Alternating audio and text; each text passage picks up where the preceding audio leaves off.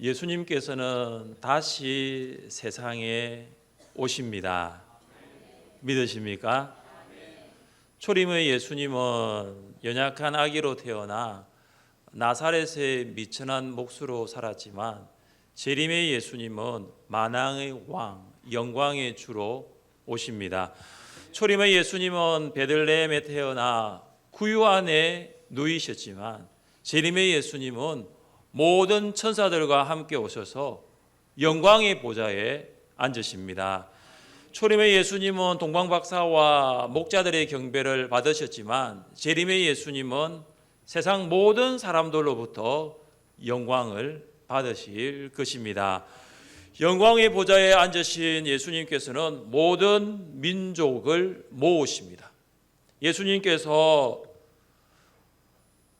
모이라고 소집 명령 내리실 때에 불복종할 사람은 단 한 사람도 없습니다.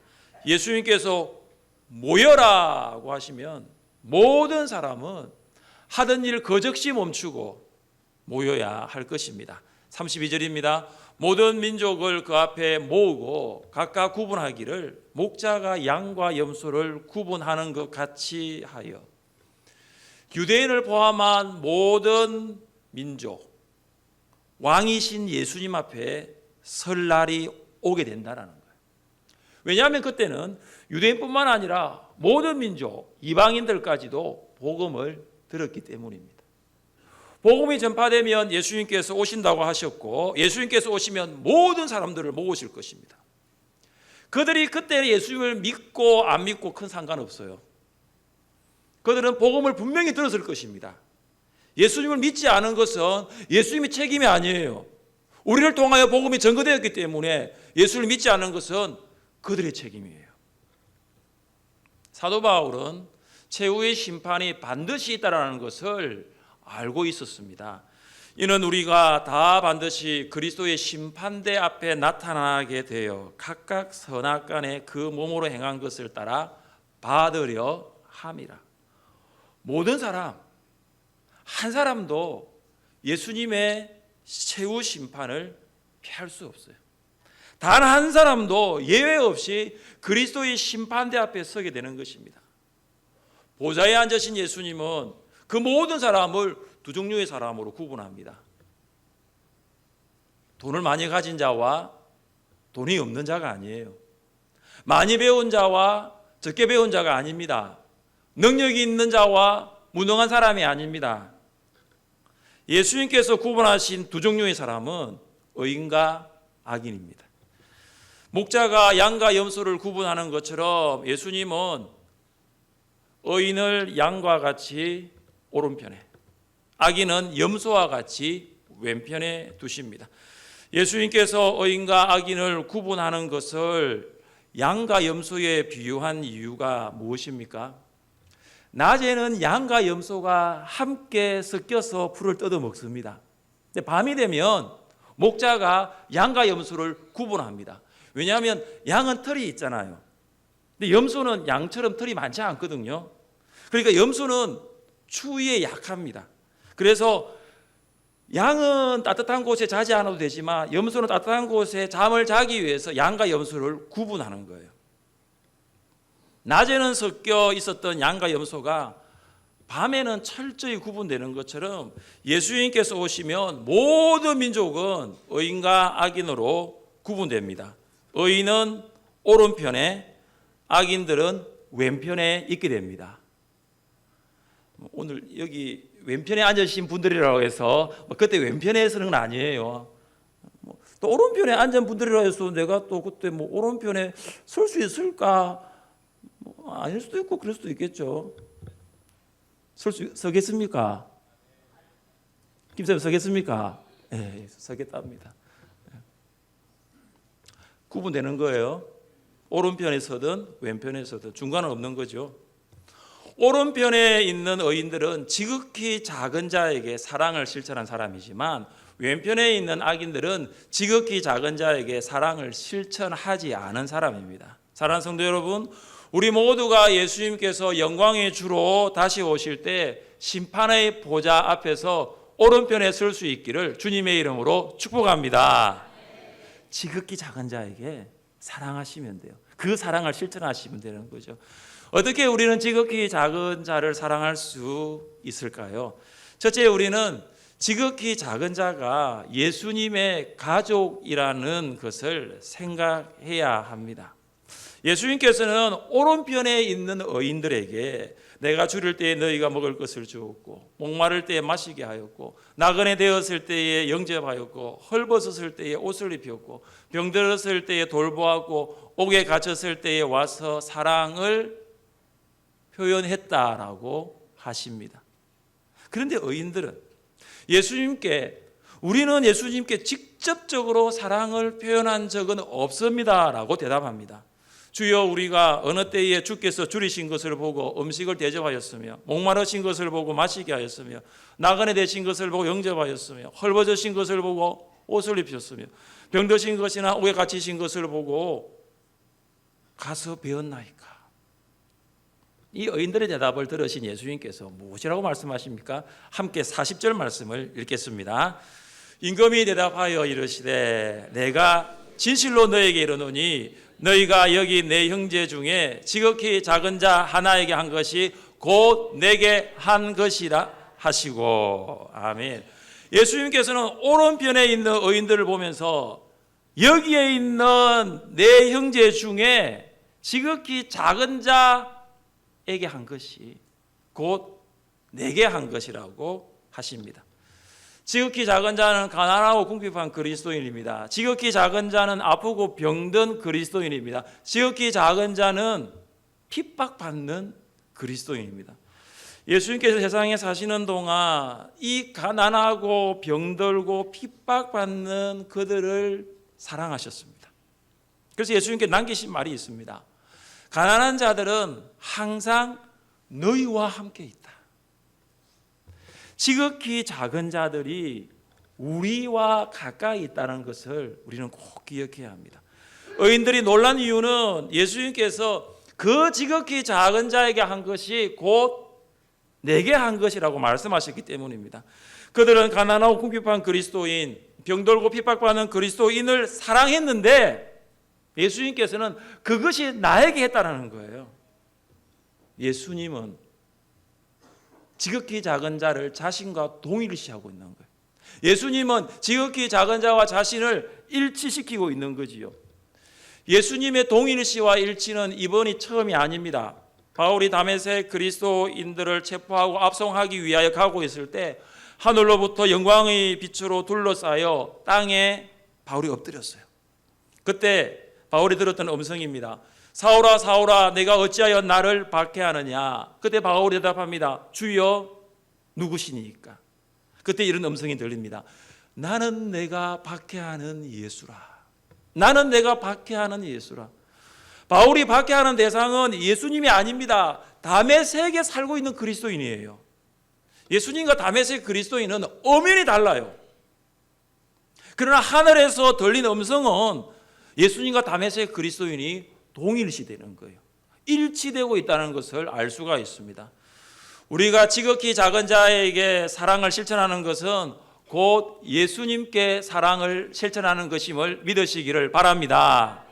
여러분 옆에 앉은 배우자와 성도, 자녀에게 사랑을 실천하는 것 곧 예수님께 하는 것입니다. 왜냐하면 그들은 예수님의 형제, 자매, 가족이기 때문입니다. 여러분의 형제, 자매, 가족이기 전에 예수님의 형제, 자매, 가족이기 때문입니다. 우리가 어떻게 예수님의 형제, 자매, 가족이 될 수 있을까요? 예수님께서 무리에게 말씀하고 계실 때에 어머니 마리아와 예수님의 동생들이 왔습니다. 그때 한 사람이 예수님께 말합니다. 당신의 어머니와 동생들이 당신에게 말하려고 지금 밖에 기다리고 있습니다. 그때 예수님이 뭐라고 말씀하십니까? 손을 들어서 예수의 말씀을 듣고 있는 제자들을 가리키면서 이렇게 말씀하십니다. 나의 어머니와 나의 동생들을 보라. 누구든지 하늘에 계신 내 아버지의 뜻대로 하는 자가 내 형제요 자매요 어머니이니라 하시더라. 예수님은 육체적인 가족 관계를 부인한 적이 없습니다. 육체적인 가족에 대해서 책임을 회피한 적도 없습니다. 예수님 부모 공경을 하셨고 또 부모 공경을 실천하신 분입니다.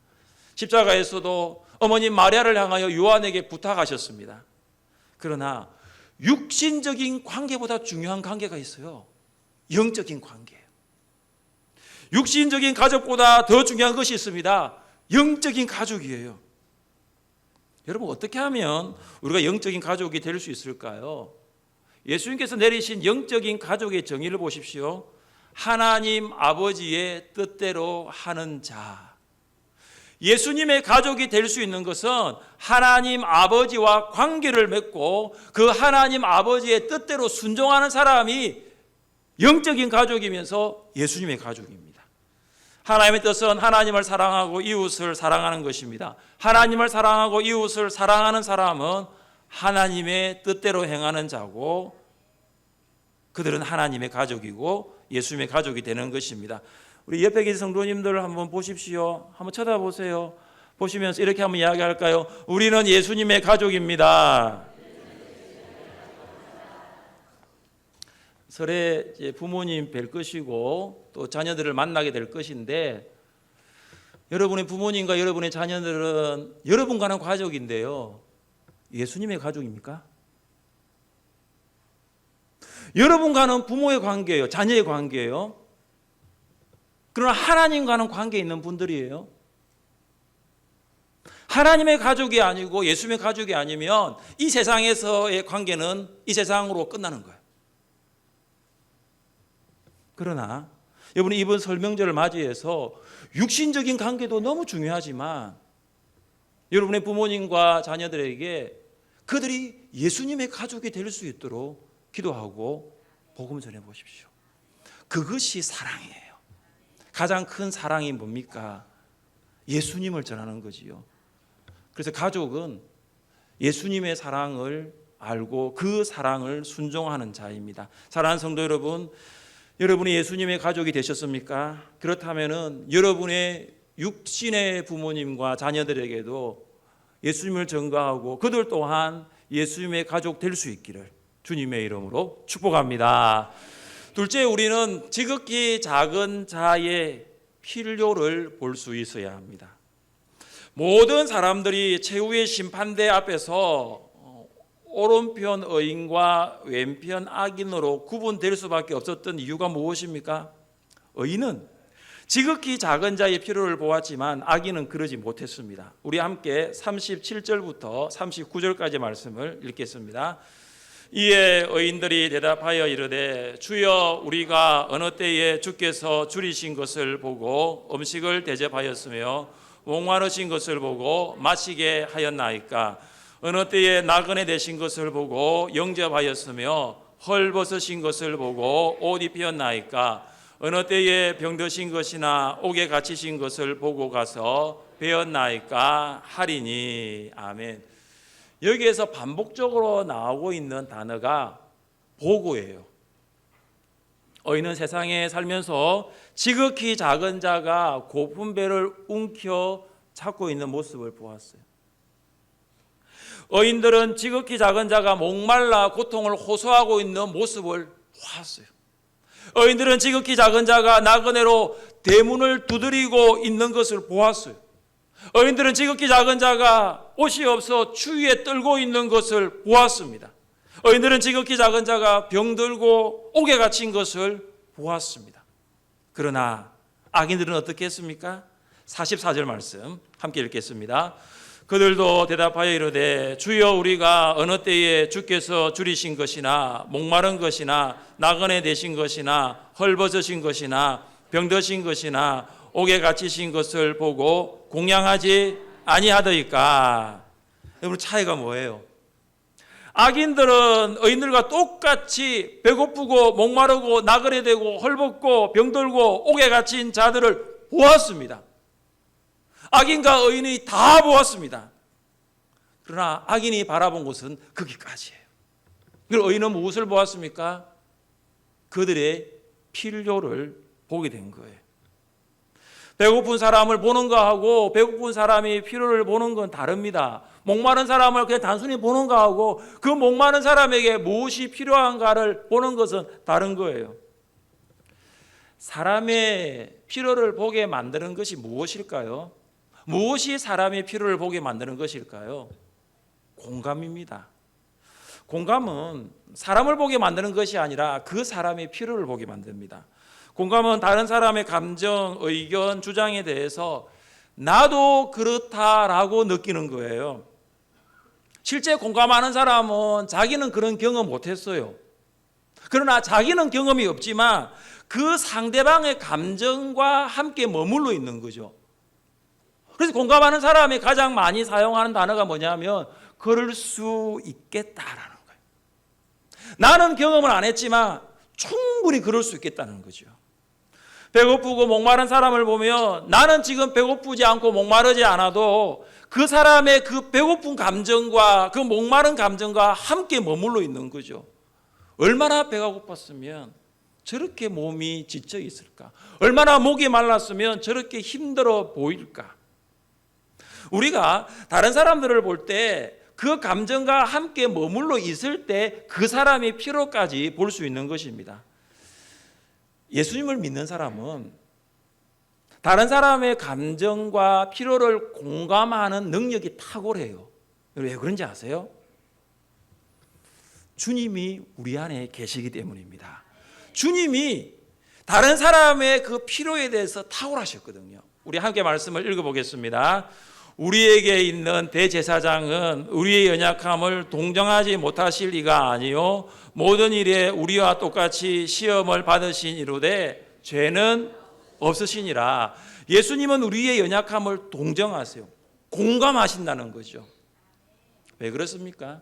예수님은 배고프셨고 목말라 하셨고 나그네 되셔서 우리가 세상을 살아가면서 느낄 수 있는 모든 한계, 감정 이걸 다 경험하셨어요. 40일 금식했습니다. 십자가 위에서 갈증을 느껴 목마르다라고 말씀하셨습니다. 여도 굴이 있고 새도 거처가 있지만 예수님은 머리 둘 곳이 없다라고 말씀하셨습니다.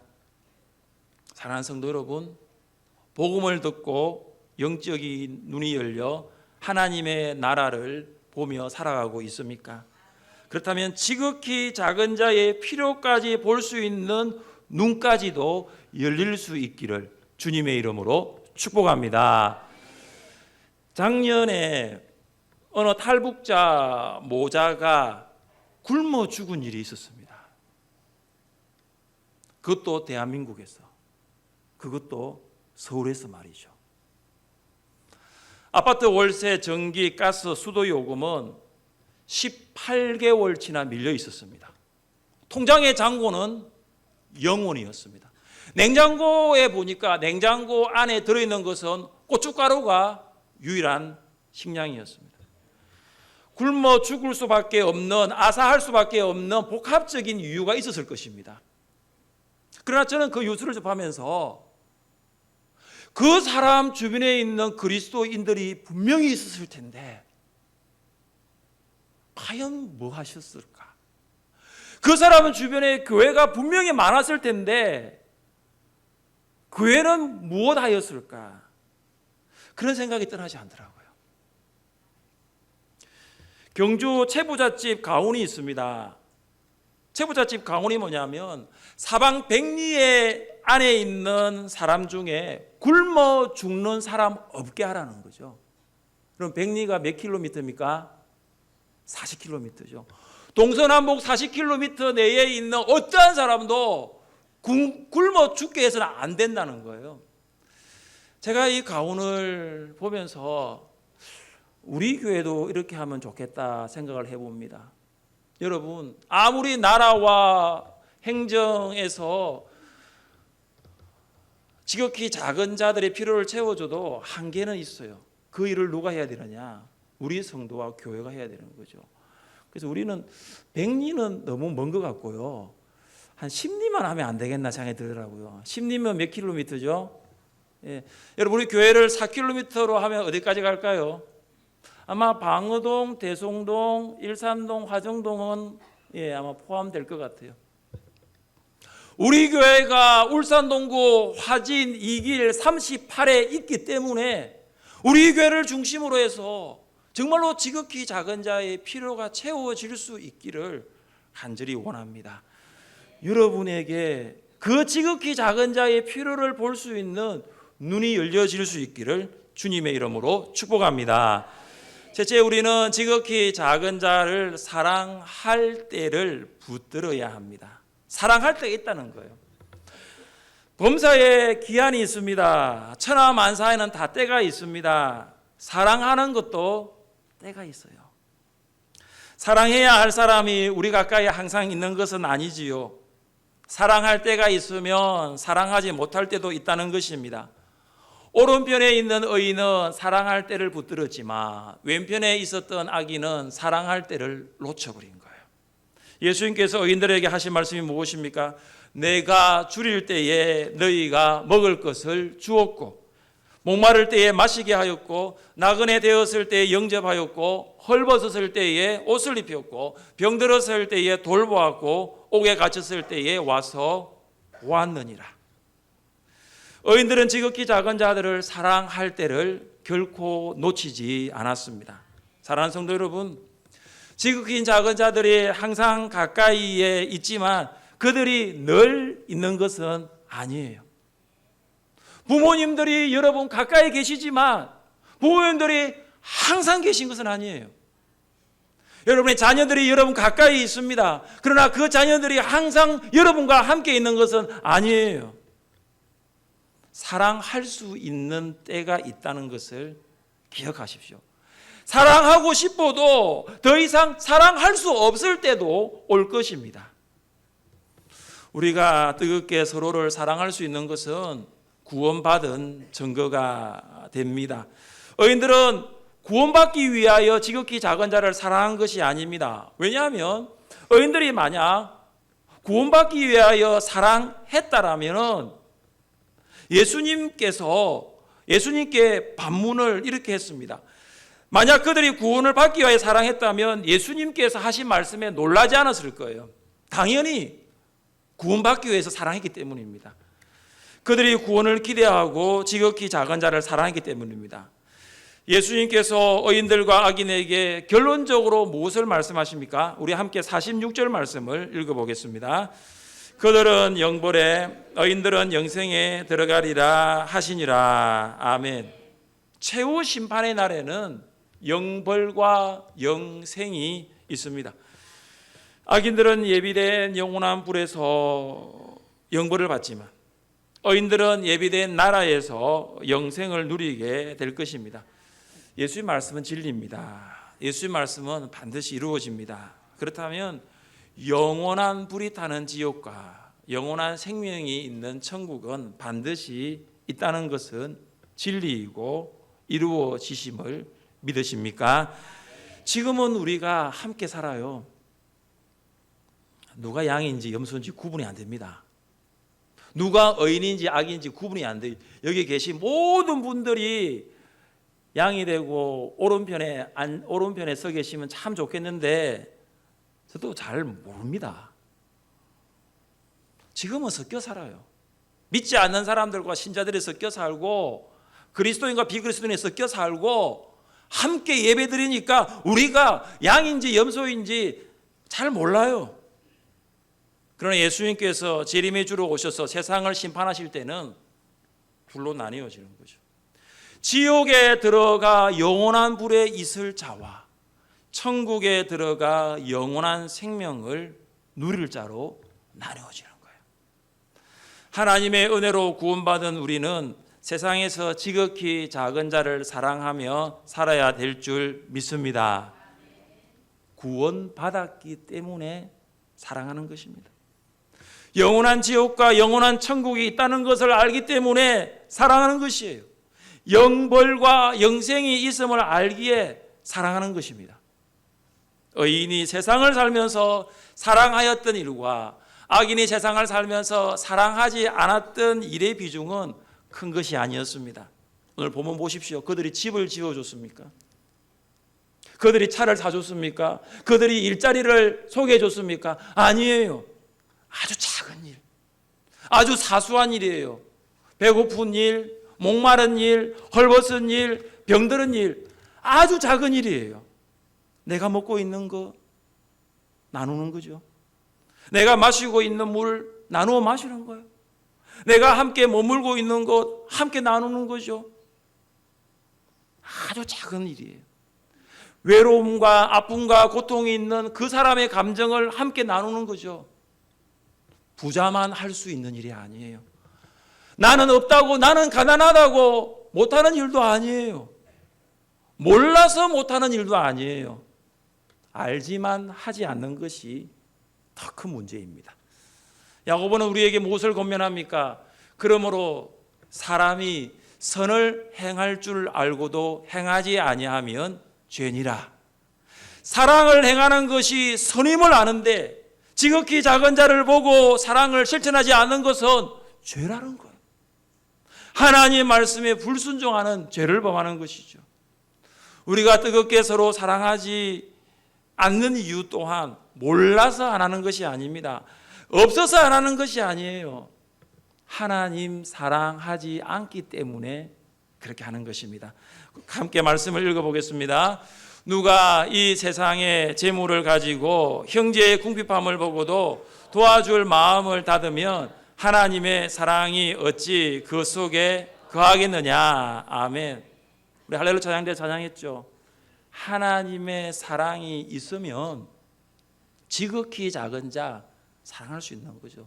뒤집어 설명합니다. 하나님의 사랑이 없으면 사랑할 수 없는 거죠. 내가 사랑할 수 없는 거 내가 없기 때문에 아니에요.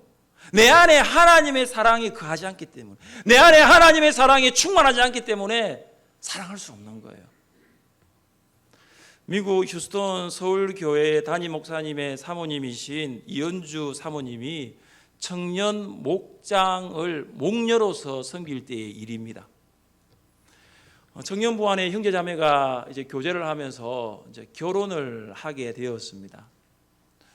유학 와서 공부하고 있는 청년들이 형편이 넉넉하지 않지 않습니까? 그래서 형제자매가 목녀님을 찾아가서 목녀님 저희가 결혼을 하게 되는데 필요한 음식을 좀 준비해 주세요. 이렇게 부탁을 드렸습니다. 사실 이 목녀님은 시력이 거의 없어요. 사물을 분간할 수 없습니다. 그냥 흐릿하게 보일 뿐입니다. 그런데 목원이 부탁을 하니까 목녀가 거절할 수 없는 거죠.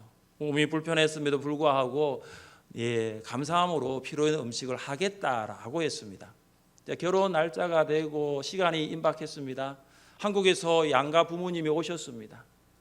모든 결혼이 은혜롭게 잘 마쳤습니다. 그런데 이 양가 부모님이 목녀에게 찾아가서 참 우리 아이들 결혼식도 준비하고 신경 써 주셔서 감사합니다. 이렇게 참 음식을 준비해 주셔서 감사합니다. 이 말씀을 한번 했으면 좋을 것인데 한마디도 안 한 거야. 그러니까 목녀는 늘 사실은 성령 충만해야 되는데 그때 굉장히 섭섭한 마음이 든 거죠. 내가 몸이 불편했음에도 불구하고 이렇게 애써 수고했는데 내가 과연 목녀로서 계속 내가 섬겨될 것인지, 이 유학생들을 정말로 목녀로서 내가 봉사해야 될 것인지 그 섭섭한 마음이 올려온 거죠. 보통 때와 목녀의 모습이 다른 것을 아신 목사님이 물었습니다. 오늘 무슨 일이 있었냐고. 그래서 목녀인 사모님이 오늘 있었던 이야기를 다 하니까 마음이 좀 가벼워졌습니다. 그때 목사님이 목녀인 사모님에 대해서 이렇게 이야기를 합니다. 여보, 천국에 가면 예수님이 우리 모두에게 물으실 거예요. 너 뭐 하다 왔니? 너 뭐 하다 왔니? 물으면 당신은 이것만 이야기해요. 예수님, 저 목녀하다 왔어요. 여러분, 저 목녀하다 왔어요라는 이 말 안에는 너무나 많은 의미가 들어가 있어요. 목원들을 향한 기도, 헌신, 사랑, 섬김, 수고, 예씀, 눈물, 이 모든 것이 예수님 저 목녀하다 왔어요에 들어가 있어요. 그리고 목녀가 이렇게 말했습니다. 여보, 나 망할 때까지 섬기고 사랑할 거예요. 나에게 있는 모든 것을 다 드려 목원들을 섬기며 사랑하겠다는 거죠. 그런데 망했느냐? 망하지 않았습니다. 여전히 목원들과 성도들을 사랑하며 섬기고 있습니다. 우리 교회도 43분의 목녀들이 계십니다. 사실은 어떻게 보면 목자가 목녀보다는 모임도 와야 되고 목자라는 어떤 그런 위치가 훨씬 더 목녀보다는 두드러질 때가 많습니다. 그러나 목녀는 목자를 돕습니다. 목원을 위하여 기도하고 그들의 영적인 성장을 위해 중보합니다. 특별히 목녀가 여자분일 경우에는 목원들이 특별히 여자 목원들이 있을 경우 있잖아요. 여성 성도님들이. 그러면 상담도 해야 되고 기도해야 됩니다. 목원들의 이름을 불러가면서 매일 20분 이상씩 기도합니다. 교회에서 목장 모임 하는 경우는 좀 다르겠지만 가정에서 목장 모임 하는 경우에 목녀가 수고는 정말로 많습니다. 청소해야 되죠. 음식 준비해야 되죠. 뒷정리해야 되죠. 이걸 다 목녀가 하는 일이에요. 사랑하는 하늘샘 교회 목녀 여러분, 천국에 가서 예수님께서 여러분에게 뭐 하다 왔느냐고 물으실 때 목녀님들 뭐라고 대답하시면 되겠습니까? 이거 하나면 됩니다. 목녀하다 왔어요. 우리가 주신 직분 따라 교회를 섬길 때 많은 사람들이 여러분의 수고를 알아주지 못할 때가 있을 것입니다. 몰라줄 때도 많고 그냥 지나칠 때도 많은데 그때 주님이 여러분의 수고를 보고 계시고 여러분의 헌신을 지켜보셨다는 것을 믿으시기를 바랍니다. 사랑하는 성도 여러분, 이 다음에 우리도 예수님 앞에 서게 될 날이 올 것입니다. 그때 예수님께서 물으시겠죠. 사랑하는 누구누구야, 너 세상에 살면서 하늘샘 교회에서 너 세상에 살면서 뭐 하다 왔느냐? 여러분은 그 무릎에 무엇이라고 대답하시겠습니까? 지극히 작은 자를 사랑하는 여러분 되시기를 주님의 이름으로 축복합니다. 함께 자리에 일어나셔서 찬양